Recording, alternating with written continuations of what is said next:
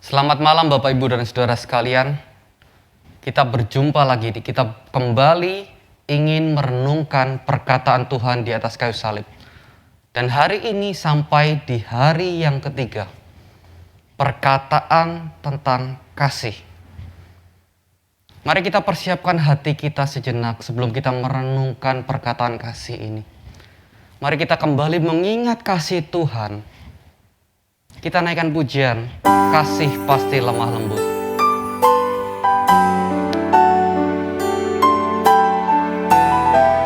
Biarlah kita mengamini pujian ini. Mari kita sama-sama katakan. Kasih pasti lemah lembut. Kasih pasti memaafkan. Kasih pasti murah hati, kasih-Mu Tuhan. Ajarilah kami ini saling mengasihi, ajarilah kami ini saling mengampuni. Ajarilah kami ini kasih-Mu, ya Tuhan, kasih-Mu kudus tiada batasnya. Mari kita naikkan pujian ini sekali lagi.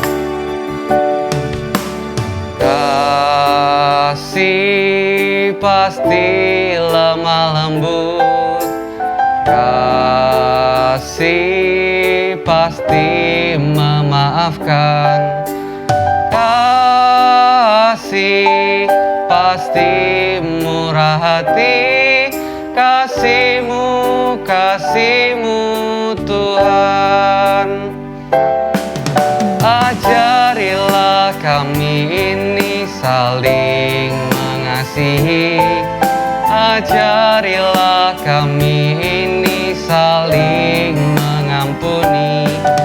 Ajarilah kami ini kasih-Mu, ya Tuhan, kasih-Mu kudus tiada batasnya. Kasih-Mu kudus tiada batasnya. Kasih-Mu kudus tiada batasnya.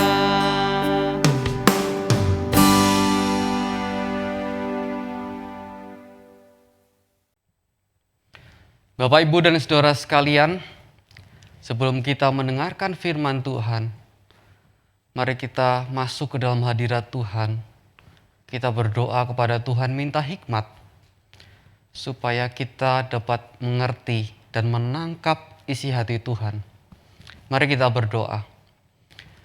Ya Tuhan, inilah kami ya Tuhan, manusia-manusia yang seringkali jatuh di dalam dosa. Dan karena pengertian kami terbatas ya Tuhan, kami memintakan hikmat yang daripada-Mu ya Tuhan, untuk kami bisa menangkap isi hati-Mu pada malam hari ini. Di dalam nama Tuhan Yesus, kami serahkan perenungan ini, kiranya Roh Kudus di dalam kami bekerja dan kami menjadi mengerti akan kasih-Mu. Di dalam nama Tuhan Yesus, kami sudah berdoa. Amin. Nah Bapak Ibu, perenungan kita pada malam hari ini terdapat dalam Yohanes 19 ayat 26 dan 27. Ketika Yesus melihat ibunya dan murid yang dikasihinya di sampingnya, berkatalah ia kepada ibunya itu, "Ibu, inilah anakmu." Kemudian katanya kepada muridnya, "Inilah ibumu." Dan sejak saat itu, murid itu menerima dia di dalam rumahnya. Nah Bapak, Ibu, dan Saudara sekalian, siapa sih orang tua di muka bumi ini yang tega melihat anaknya sendiri menderita dengan begitu hebatnya? Bapak Ibu yang punya anak mungkin bisa lebih relate soal ini ya. Bukankah orang tua itu mau selalu yang terbaik bagi anaknya? Orang tua itu nggak pengen anaknya kecelakaan. Nah, Bapak Ibu Saudara sekalian, sebagai seorang anak waktu itu di masa kecil saya pernah menginginkan makanan yang tinggal sedikit yang ada di meja makan. Orang tua saya bilang, udah makan aja, mama papa udah makan kok, gitu ya.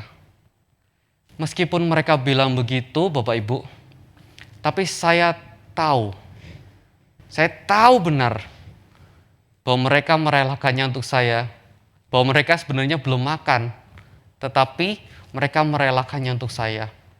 Nah, apakah Bapak Ibu pernah mengalami kejadian seperti ini? Atau bahkan Bapak Ibu melakukannya kepada anak Bapak Ibu sekalian? Bukankah itu kasih yang besar dari orang tua kepada anaknya? Maria pun begitu mengasihi Yesus sebagai anaknya sendiri. Bayangkan saja, seorang ibu yang begitu mengasihi anaknya harus melihat anaknya sendiri sangat menderita di atas kayu salib. Kalau Maria ingat saat itu ya, saat Yesus masih berusia 8 hari, Yesus itu disunat dan dibawa ke Yerusalem untuk melakukan prosesi penyerahan kepada Tuhan. Saat itu ada seorang yang saleh, dicatat di dalam Alkitab ya, bernama Simeon, yang mengatakan banyak hal yang gak pernah Maria dengar sebelumnya. Tapi ada satu kalimat yang Simeon katakan, yang itu secara langsung terkait dengan Maria. Simeon berkata demikian di dalam Lukas 2 ayat 35. Dan suatu pedang akan menembus jiwamu sendiri, supaya menjadi nyata pikiran hati banyak orang. Suatu pedang menembus jiwamu sendiri, artinya menembus jiwa Maria. Apa artinya? Dari perkataan ini, dari perkataan Simeon ini, memperlihatkan bahwa suatu hari nanti akan ada sesuatu yang menimpa Yesus. Dan hal yang menimpa Yesus itu akan memilukan hatinya Maria, akan membuat sakit hatinya Maria sebagai seorang ibu tentunya ya. Dan saat Yesus disalib Bapak Ibu, ternyata perkataan itu menjadi nyata. Perkataan yang dikatakan oleh Simeon itu menjadi nyata. Hati Maria hancur lebur saat itu. Dia begitu rapuh, seolah-olah kalau saya membayangkan, dia mengingat lagi masa-masa di mana Maria merawat Yesus, membesarkan Yesus dari kecil sampai dewasa. Begitu hancur hati Maria, begitu hancur dirinya Maria secara keseluruhan. Di saat-saat seperti itu, di saat-saat Maria menghadapi titik terendah, Yesus yang waktu itu lagi sekarat berkata kepada Maria, "Ibu," atau terjemahan aslinya mengatakan, "Perempuan, inilah anakmu." Yesus di sini menyebut Maria sebagai perempuan, bukan menunjukkan ketidakhormatannya sebagai anak. Sekali lagi, Yesus menyebut diri Maria sebagai perempuan, bukan untuk menyatakan atau menunjukkan ketidakhormatannya kepada Maria sebagai ibunya sendiri. Tapi Yesus melakukannya untuk memperlihatkan dirinya. Status kita berbeda sebenarnya. Status Yesus adalah Allah itu sendiri. Nah, perkataan Yesus ini sama ternyata dengan saat Yesus dan Maria mengikuti pesta pernikahan di Kana. Saat itu orang yang mengadakan pesta kehabisan anggur, dan itu sesuatu yang sangat memalukan. Dan Maria meminta Yesus untuk melakukan sesuatu terkait dengan anggur tersebut, terkait dengan pesta tersebut. Yesus hanya berkata demikian, "Mau apakah engkau daripadaku, ibu?" Atau kita bisa ganti, karena bahasa aslinya mengatakan, mau apakah engkau daripadaku, perempuan? Saatku belum tiba, itu kata Yesus. Saat Yesus menunjukkan natur keilahiannya dengan mengubah air menjadi anggur. Saat itu, itulah yang Yesus lakukan. Yesus menunjukkan natur keilahiannya dengan mengubah air menjadi anggur. Dalam peristiwa penyaliban, saat Yesus sekarat waktu itu, Yesus juga menunjukkan sisi keilahiannya dengan mengasihi Maria. Kenapa begitu? Karena meskipun di pandangan manusia kayak gini, kita memandang, loh kan harusnya Yesus yang harus lebih dikasihani. Yesus yang lebih harusnya ditolong karena dia lagi disalib kok. Sekarang kita bertanya di dalam hati, bagaimana mungkin seseorang dapat menolong atau menghibur orang lain, padahal dirinya sendiri sedang mengalami kesulitan yang berat. Meskipun terlihat tidak mungkin, tapi itulah yang Yesus lakukan. Itulah yang Yesus perbuat untuk Maria. Yesus memperlihatkan perhatiannya itu kepada Maria dengan mengingatkan satu pelajaran yang mungkin mendasar, yang mungkin dilupakan oleh murid-murid, yang pernah diajarkan. Yesus mengajarkan kepada seorang murid untuk melihat Maria sebagai ibunya sendiri. Hal ini mengingatkan para murid untuk flashback. Mengingatkan ketika saat itu Yesus yang sedang mengajar orang banyak didatangi secara langsung oleh Maria dan saudara-saudara Yesus. Saat itu Yesus berkata kepada murid-muridnya, "Siapakah ibuku dan saudara-saudaraku?" Lalu Yesus menunjuk muridnya sambil berkata, "Ini ibuku dan saudara-saudaraku. Sebab siapapun yang melakukan kehendak Bapakku yang di sorga, dialah saudaraku laki-laki, dialah saudaraku perempuan, dialah ibuku." Dari apa yang Yesus ajarkan ini dapat diketahui atau kita dapat menangkap satu pelajaran yang sangat berharga. Bahwa seseorang yang dianggap keluarga adalah bukan hanya yang terbatas kepada hubungan darah, tetapi juga saudara seiman, yaitu orang-orang yang sudah diselamatkan Allah dan mau hidup untuk Allah. Dengan pemikiran yang sama Bapak Ibu, Yesus menekankan lagi pengajaran itu dengan situasi yang sepenuhnya berbeda saat dia ada di atas kayu salib. Yesus ingin bahwa murid-muridnya melihat Maria sebagai keluarganya sendiri. Sehingga ketika Maria ada kesusahan, dia bisa ditolong. Sehingga ketika Maria membutuhkan sesuatu, dia bisa dibantu untuk menyediakan kebutuhannya. Dan tidak hanya mendengarkan saja, ternyata murid ini melakukan apa yang Yesus ajarkan. Melakukan sama seperti apa yang Yesus lakukan. Di akhir ayat yang kita baca tadi di awal, diperlihatkan bahwa Maria diterima tinggal di rumah muridnya Yesus waktu itu. Saat itu Maria sudah tua. Bahkan beberapa penafsir mengatakan bahwa Yusuf, suami Maria, sudah meninggal. Nah jadi dengan siapa Maria bisa mencukupi kebutuhannya? Dengan siapa Maria bisa curhat, bisa ngobrol? Tuhan menyediakan murid-muridnya. Nah Bapak Ibu Saudara sekalian, nyatanya apa yang Yesus katakan benar-benar memperlihatkan bahwa Yesus sedang memperhatikan kehidupan Maria. Bahwa Yesus begitu mengasihi Maria. Yaitu orang yang sedari awal dipakai Tuhan untuk menjadi alatnya. sebagai hambanya yang setia. Terlebih lagi waktu itu ketika Yesus mengasihi Maria, kita juga bisa merefleksikan ke diri kita sendiri.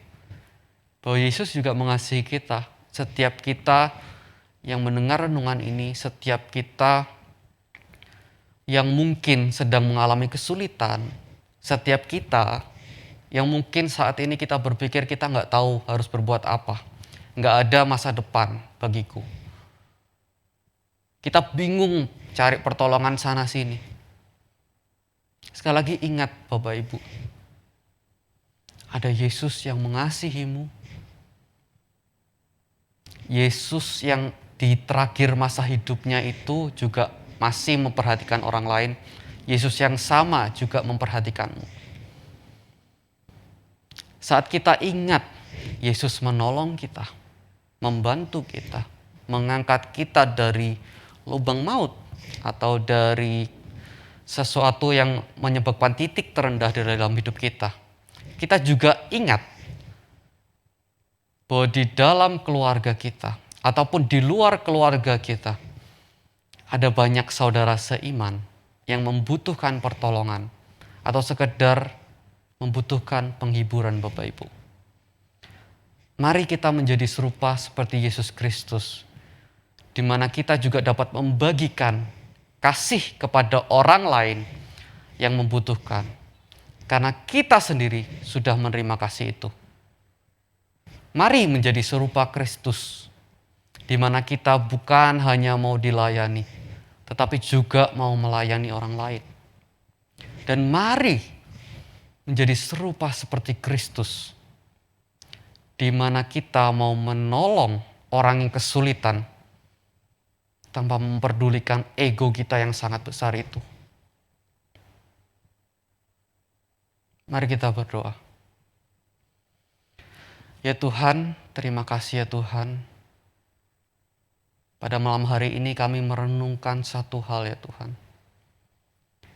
Bahwa Engkau memperhatikan setiap dari kami. Dan Engkau mau ya Tuhan, kami juga memperhatikan orang-orang di sekitar kami, dan bahkan orang-orang yang jauh dengan kami ya Tuhan. Tuhan ajarkan kami menjadi seperti Engkau ya Tuhan. Di mana Engkau mengasihi Maria tanpa memperdulikan egomu. Ajarkan kami untuk kami juga mengasihi orang-orang di sekitar kami. Tanpa kami egois ya Tuhan. Tanpa kami hanya mementingkan diri kami sendiri. Tuhan, kami tahu ini tidak mudah, tetapi kiranya Engkau berikan hikmat kepada kami, untuk kami setiap hari merenungkan firman ini. Di dalam nama Tuhan Yesus, kami serahkan diri kami yang terbatas. Amin. Saudara, hari ini kita bukan saja menikmati ibadah minggu, tetapi kembali di dalam rangkaian daripada persiapan Jumat Agung, kita kembali diingatkan akan perkataan salib Yesus dan kasih Allah Yesus yang tetap mengasihi, mengingat orang tuanya, mamanya, itu menjadi satu hal yang indah. Dan biarlah keindahan itu juga ada tengah-tengah kita. Mari kita mengakhiri hari Minggu ini, mari kita mengakhiri hari ketiga daripada persiapan daripada Minggu Sengsara ini menjelang Jumat Agung besok. Beberapa hari ke depan, saudara, saya berharap mari kita merayakan, bersukacita untuk kasih yang Tuhan berikan dan kasih yang harus kita juga nyatakan kepada orang sekeliling kita. Mari jemaat, saya undang bangkit berdiri.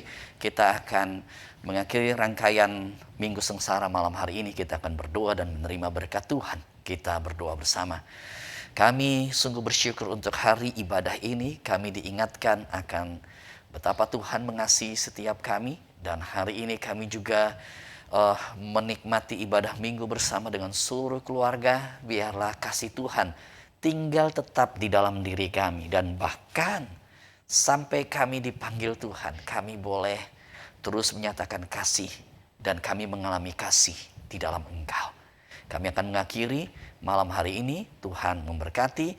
Biarlah kasih daripada Allah Tritunggal, kasih daripada Allah Bapa, kasih daripada Tuhan Yesus, dan kasih daripada Allah Roh Kudus, kasih Allah Tritunggal itu turun dan tinggal tetap di dalam hidup kita, bersama dengan kita, menyertai kita.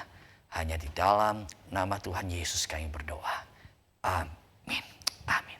Tuhan memberkati seluruh jemaat sekalian, silakan duduk. Tuhan berkati, selamat malam.